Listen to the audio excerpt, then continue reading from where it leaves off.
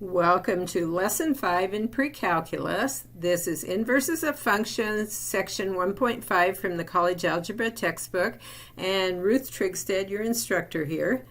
We're going to begin by looking at the definition of inverse functions today, which is a function g is the inverse of a function f if g composed with f of x equals x for all x in the domain of f, and f composed with g of x equals x for all x in the domain of g.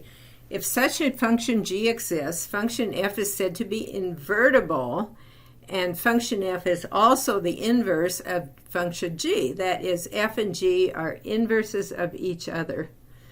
So let's look at an example where we're going to show that f and g are inverse functions.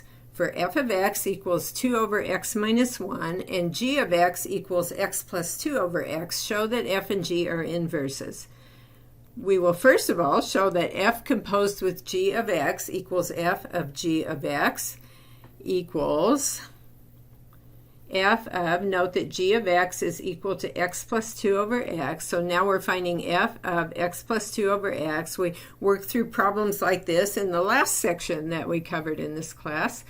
And so we're finding f of x plus 2 over x instead of f of x. I look at f of x, and wherever I have an x there, I will replace that with x plus 2 over x.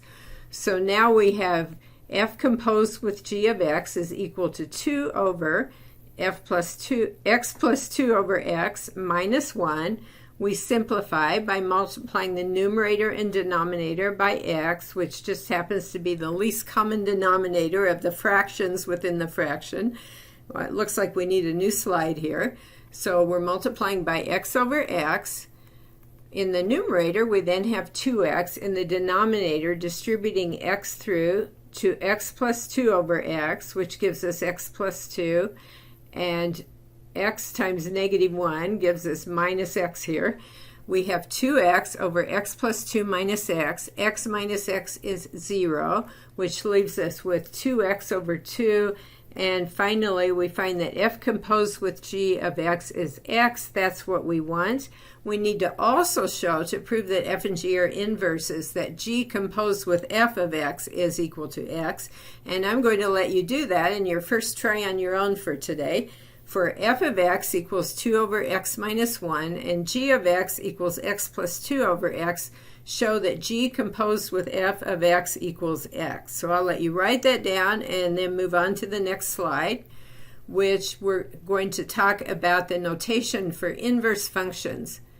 So for inverse functions, f of x equals 2 over x minus 1 and g of x equals x plus 2 over x, or actually any inverse functions, f inverse of x is equal to g of x. The way we write that, it looks like f raised to the power of negative 1. That is f inverse. And also, g inverse of x is equal to f of x. So that's the notation and the pronunciation there. Let's look then at one-to-one functions, which are going to be really important here because a function has to be one-to-one in order to have an inverse. By this definition, a function f is said to be one-to-one if f matches different inputs to different outputs.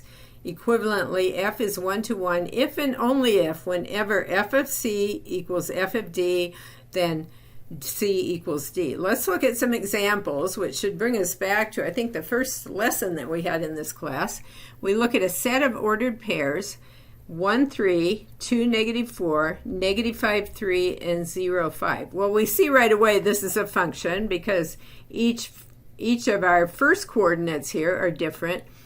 But if you notice, to be a one-to-one function, we've got a problem here because we have two different outputs that are 3's, and these outputs that are 3's are related to different inputs. So for a one-to-one function, if we do have two outputs of 3, they have to have the same input. So we've changed this set of ordered pairs just a little bit here so that 1, 3 appears twice, and we don't have any issues with having the same y value corresponding to different x values. Another way we could change our first set of ordered pairs to make it work would be to take the ordered pair -5, 3 and just make that 3 a negative so that we have no two repeating second coordinates here. So these second two sets of ordered pairs are examples of one-to-one functions. And let's go on to the horizontal line test. This is a way to tell if the graph of a function is representing a one-to-one function. A function f is one-to-one if and only if no horizontal line intersects the graph of f more than once. So we're going to look at some graphs and determine from these graphs whether the functions they represent are one-to-one. The first graph looks like the absolute value function graph here, and this is a function. Obviously any vertical line only crosses this graph once. However, we can have a horizontal line that crosses the graph more than once, and so this function is not one-to-one. If we look at a graph of the function y equals 1 over x, I'm assuming that's what this is, a function it is because no vertical line crosses the graph more than once, but also if we start just sketching a few horizontal lines on here, we can see that no horizontal line is going to cross this graph more than once either. So this is one-to-one. Okay, one more example. A graph of the square root function, and notice that any horizontal line that we draw through the graph here is not going to cross the graph more than once, and so again this is one-to-one. This is the square root function is a one-to-one function. And we'll go on now to finding the inverse of a function. We're given the function f of x equals 3 minus the cube root of x plus 4. And I will note before I go any further that this function f is one-to-one. We're not going to show that. If you want to sketch a graph of this function, which you could do just by some transformations of the graph y equals cube root of x, you could show this yourself. But we're going to jump right into finding the inverse. F of x equals 3 minus the cube root of x plus 4. The first thing we do when we find the inverse of a function is to rename f of x as y. And then we're going to swap the x and y's so that we now have x equals 3 minus the cube root of y plus 4. I'm now going to solve for y. The first step in solving for y would be to subtract 3 from both sides. I have x minus 3 equals negative cube root of y plus 4. Now I want to multiply both sides by -1 to get rid of that negative on the right side here. The left side of our equation becomes negative x plus 3. The right side now is positive cube root of y plus 4. We need to go to a new slide to finish this off. And the next step then, what else do we need to do here? Well, I need to break that y plus 4 out of the cube roots symbol. And so I'm going to take both sides and raise them to the third power. And we have negative x plus 3 cubed equals what will now become y plus 4. We're almost there. We're solving for y. So then if I just subtract 4 from each side, I'm going to have negative x plus 3 cubed minus 4 equals y. And let's finish off by renaming y as f inverse of x equals negative x plus 3 cubed minus 4. We have a correct answer here. In the next slide, we're going to expand the negative x plus 3 just to show you how that's done. And so some of the things we do here in lessons are for algebra practice or arithmetic practice, whatever you need. And so if we look at f inverse of x being equal to negative x plus 3 cubed minus 4, negative x plus 3 cubed is negative x plus 3 times negative x plus 3 times negative x plus 3. And so I'm going to start by multiplying negative x plus 3 times negative x plus 3, and I'll take these second two negative x plus 3's and multiply them together.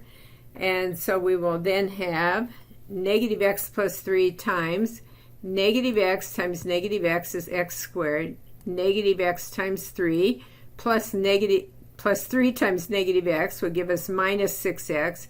And then 3 times 3 is 9. And finally, we still have our minus 4 there. And now I'm going to take negative x plus 3 times x squared minus 6x plus 9, beginning by taking negative x times x squared times negative 6x times 9. And so we're going to have negative x cubed plus 6x squared plus or minus 9x. And then we take 3 times x squared gives us 3x squared. 3 times negative 6x gives us minus 18x. 3 times 9 gives us 27. And we still have our minus 4 here. Now we'll just collect like terms. And we're going to finish off with f inverse of x is equal to negative x cubed plus 9x squared minus 27x, and then plus 23, it looks like. Okay, so this is f inverse of x. Try on your own to find the inverse of this function. F of x equals 2 plus the cube root of x minus 1. It's quite similar to what we just did here. And next we're going to look at finding the inverse of a rational function, g of x equals 3 over x minus 5.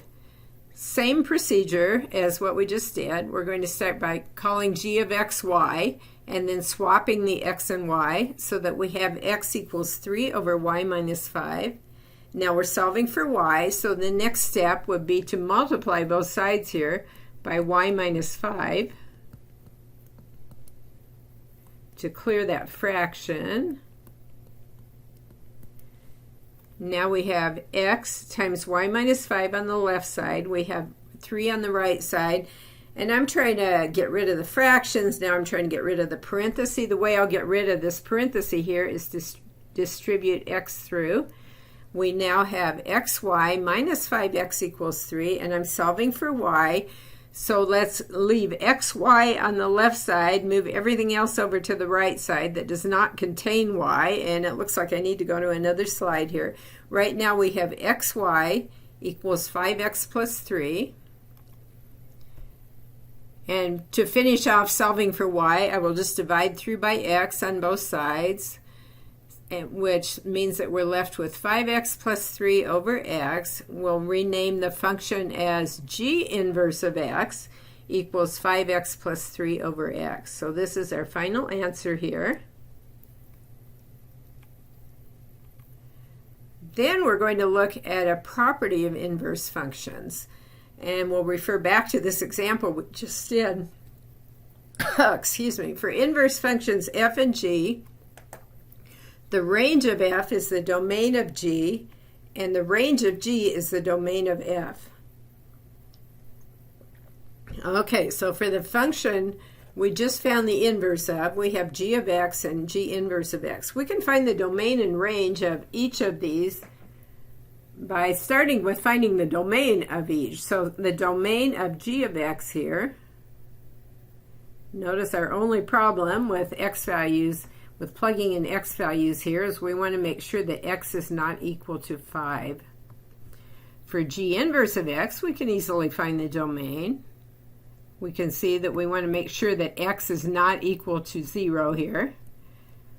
Okay, well, finding the domain of g and g inverse leads us to easily discovering what the range of each of these functions is. The range of g of x comes from the domain of g inverse, except remember range are y values, right? So we're going to say the range of g of x is y cannot be equal to 0. And then the same thing with determining what the range of g inverse is.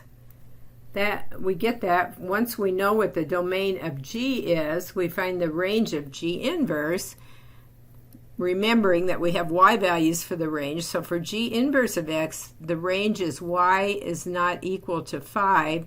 Well, those are telling what's not in the domains and ranges. To telling what is in the domains and ranges, the domain of g of x would be negative infinity to 5, union 5 to infinity, if we do interval notation here, the range of g of x would be negative infinity to 0, union 0 to infinity. For g inverse, the domain is negative infinity to 0, union 0 to infinity. And the range is negative infinity to 5, union 5 to infinity. All right, so moving on. We're going to find the inverse of another rational function. H of x equals x plus 3 over 2x minus 1. We'll begin by renaming h of x as y, and then we're going to swap the x's and y's. So we now have x equals y plus 3 over 2y minus 1. And now we're solving for y, but we want to break up this fraction somehow. To get rid of this fraction, we're going to multiply both sides by 2y minus 1. Once we do that, we have x times 2y minus 1 on the left, y plus 3 on the right. We distribute the x through to give us 2xy minus x equals y plus 3. And remember, we're solving for y. Let's get all the terms containing y on the left side, everything else on the right side. So we'll have 2xy, we'll subtract y from both sides to give us on the left side 2xy minus y. On the right side, we're going to be adding x to both sides to move x from the left to the right. And so on the right side, we'll have plus positive x plus 3. And it looks like we need a new slide almost. But on the left side, note that I'm solving for y. I can factor out a y from both of these terms, which will be y times 2x minus 1 on the left. And now we need to go to a new slide. So we have right now 2x minus 1 times y equals x plus 3. We've almost finished solving for y. Let's just divide both sides by 2x minus 1 to give us y equals x plus 3 over 2x minus 1, or h inverse of x is equal to x plus 3 over 2x minus 1. Okay, before we go on, what is the domain of h of x? Okay, looking up here at h of x, we can see, well, we want to make sure that 2x minus 1 is not equal to 0, or that 2x is not equal to 1, or that x is not equal to 1/2. So the domain of h of x would be negative infinity to 1/2, union 1/2 to infinity. What about the range of h of x? That comes from h inverse of x. So look here at h inverse of x. Oh, this is kind of weird. Look at that. H inverse is the same as h of x, right? So actually, in this case, because the domain of h inverse is all values of x except that x cannot be equal to 1/2, the range of h of x is going to be all values for x, all real numbers, except for x equals 1/2 here. So we're going to have negative infinity to 1/2, union 1/2 to infinity again. Okay, let's go on. To try on your own number 3 today, we're going to let f of x equal negative 3x minus 2 over x plus 5. I want you to find f inverse of x and then state the domain and range of f of x. Okay, so moving on, properties of the graphs of inverse functions f and g. So now we're thinking about graphs of functions. The graph of y equals f of x is the reflection of the graph of y equals g of x across the line y equals x. And this is if these two functions are inverse functions. And we'll look at an example here in just a sec. The point AB is on the graph of f if and only if the point BA is on the graph of g. So again, we'll look at an example that includes that as well. I'm starting with a graph of the function y equals square root of x. You can probably tell from looking at this graph. And so first of all, if I want to sketch an inverse function, I notice that to sketch the inverse function, my graph is going to be symmetric about the line y equals x. So I have a second graph here where the inverse is actually already sketched. But if I was doing this by hand, I would start with y equals square root of x. I would go ahead and draw the line y equals x here. So here's the line y equals x, and then I'd try to make a reflection about that line. So let's see, if my graph hits the line, the reflection will be on that line as well. So if I'm using that line y equals x to sketch the reflection, I do it something like that. But let's see exactly what we've got going on here. So if I have the point on my graph, and this is y equals f, this would be y equals f inverse actually here,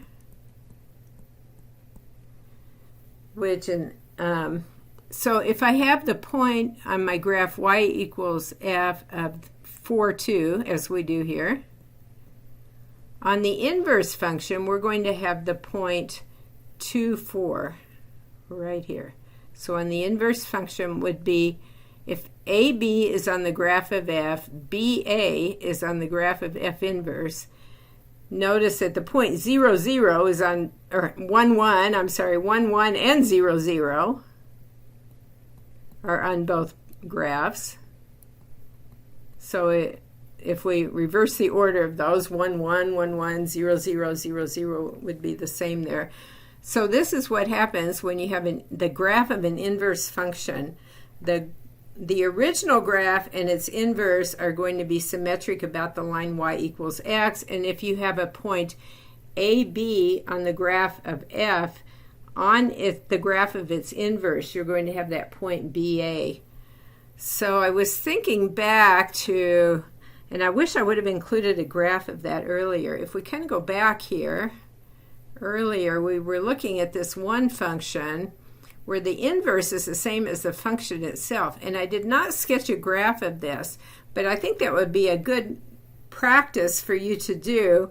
And keep this in mind because we really haven't done graphing of rational functions yet, but we will in chapter 3, I think it is. So when we do that, come back to this and sketch the graph of h of x here. And remind me to do that as well. And we'll see that this graph actually on its own is symmetric about the line y equals x for its inverse to be the same as the function itself. Okay, let's go on, and skipping through here, we're going to find the inverse of the function f of x equals x squared. So remember what I told you about to have an inverse, a function has to be 1 to 1. This function f of x equals x squared, this isn't 1 to 1, is it? But what we can do here is we can restrict the domain. So if we only include part of the domain here, let's say we restrict the domain here to where x is greater than or equal to 0. So if we start here and we go up here, we only take this right half of the graph or of the function, then we do have a one-to-one function, right? So sometimes to find the inverse of a function, we need to first of all restrict the domain of the function itself. Once we've done that, we can find the inverse. And so here, remember I rename f of x as y. So instead of f of x equals x squared, I'm going to say I have y equals x squared, where x is greater than or equal to 0. When we were finding inverses, the next thing we did was we swapped x and y values. So I have x equals y squared. I also now, instead of saying x is greater than or equal to 0, I'm swapping values, I'm swapping the x and y. So I also swap the condition to become y now is greater than or equal to 0. Okay, well, continuing on, we're solving for y then, right, to find the inverse. So y is going to equal plus or minus the square root of x, where y is greater than or equal to 0. And that tells me that because y has to be greater than or equal to 0 here, that tells me that y is going to be strictly equal to positive square root of x. We can forget about the negative square root of x. So my final answer then would be that f inverse of x is equal to the square root of x. And that's it for today. If you have questions on this, please ask, and I hope that you enjoy this learning all about inverse functions. I will see you in a few days or so on the next lesson here.